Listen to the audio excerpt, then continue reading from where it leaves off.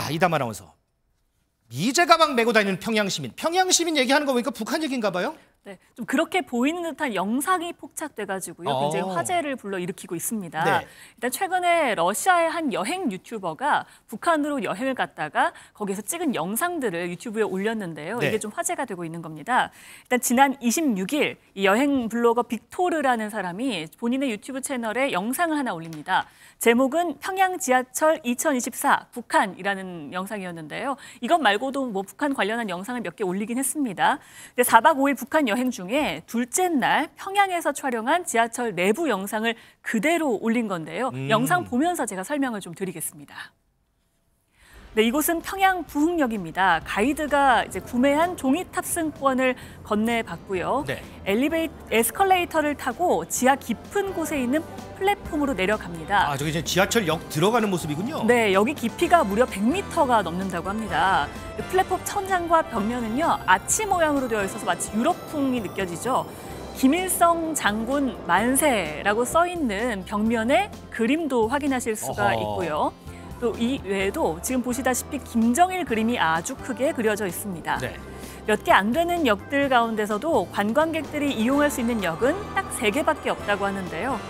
잠시 후에 들어온 지하철을 타 보니까 이 지하철 내부 모습을 보면요. 이 전동차 안에는 천장에 달린 화면에서 광고가 나오기도 하고요.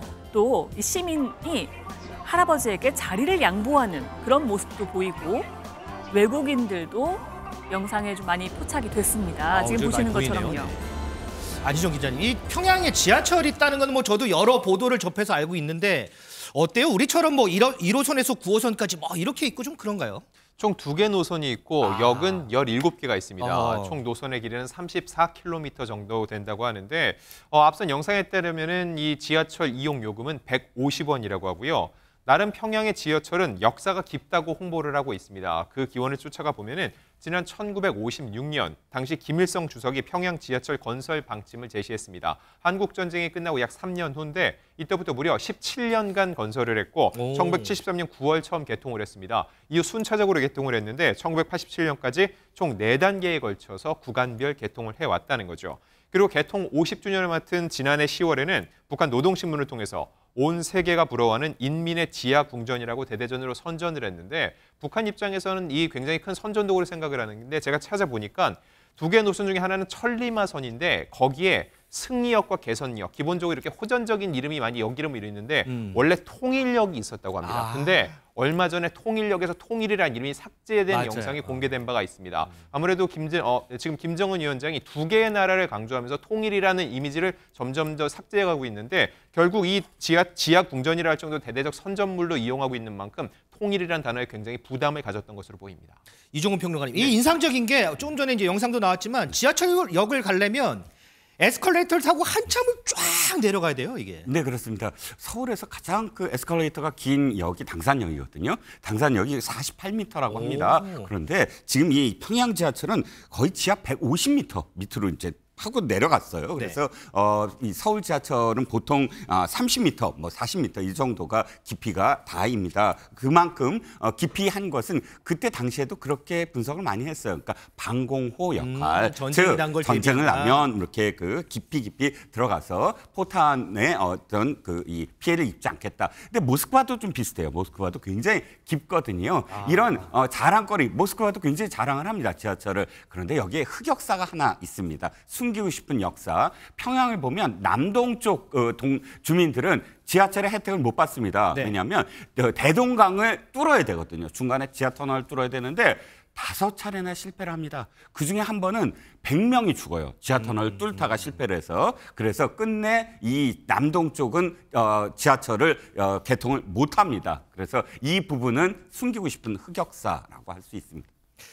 장유미 변호사님, 우리 아까 이제 키워드 보면 미제 가방을 맨 평양 시민이잖아요. 뭐 지하철 얘기가 아니고 미제 가방을 맨 평양 시민. 이건 무슨 얘기예요? 네, 이 영상 속을 보면요. 학생 1군의 무리가 지나가는 모습이 있는데 교복을 입고 있어서 학생으로 보이는데요. 네, 이 학생 뒤에 있는 가방이 상당한 눈길을 끈 겁니다. 왜냐하면 미국의 유명 스포츠 브랜드 로고가 굉장히 크게. 저는 알 것 맞죠. 같아요. 네 글자, 그죠? 예, 이 학생 또 이 후드 집업 모자를 뒤집어 쓴 채 정말 뭐 대한민국의 학생들과도 크게 다르지 않은 모습이거든요.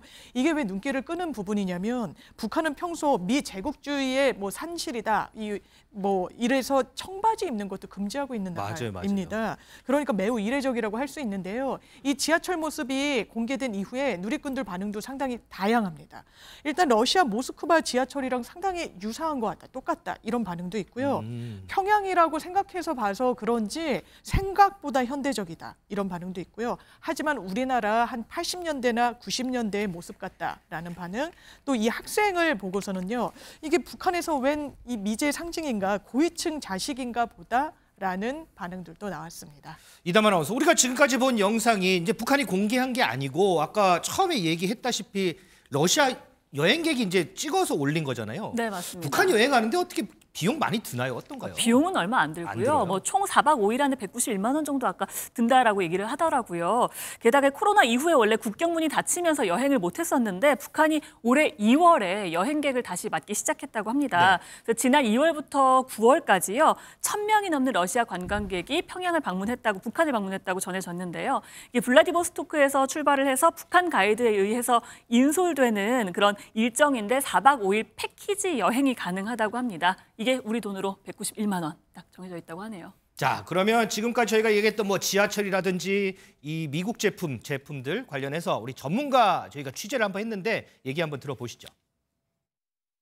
평양은 그렇게 볼 게 많은 곳이 아니고요. 현대식 시설이나 관광객의 관심을 끌을 만한 시설물이 많지 않습니다. 그나마 지하철 같은 경우에는 깨끗하게 관리가 잘 되고 있고 김정은 정권이 환경 미화에 주력하고 있기 때문에 주력 홍보 상품으로서 활용을 하고 있다 이렇게 봐야겠죠. 북한은 뭐 청바지나 외부 문물 사조를 상징하는 소비품들은 이제 엄격하게 제한을 하고 있지만 미국 상표를 포함해서 남한 상표까지 지적 재산권을 침해하고 있거든요. 정치적 목적이 없다 그러면은 허용을 하는 편이다. 일종의 짝퉁이죠.